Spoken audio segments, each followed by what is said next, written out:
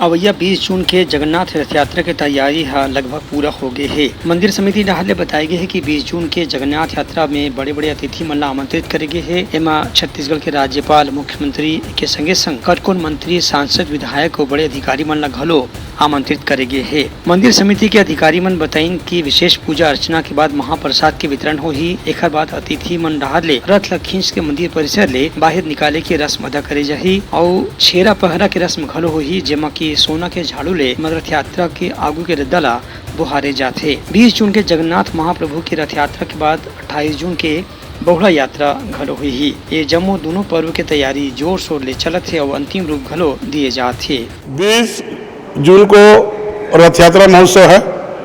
भगवान स्नान पूर्णिमा के दिन अत्यधिक स्नान करने के कारण बीमार पड़ गए हैं, अभी पट बंद है।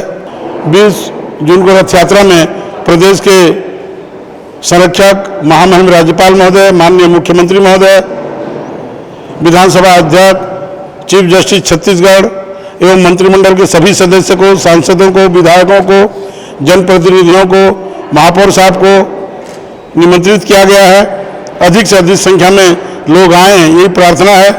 बहुड़ा यात्रा 28 तारीख को है। भगवान अपने मौसी घर से वापस आएंगे। इसमें हमारे विधानसभा के अध्यक्ष और हरिभूमि के प्रमुख संपादक हिमांशु जी छेरा फरा करते हैं, उनको निमंत्रित किया गया है। उसमें भी सब आप लोग आए। Bureau report, Uttarakhand news.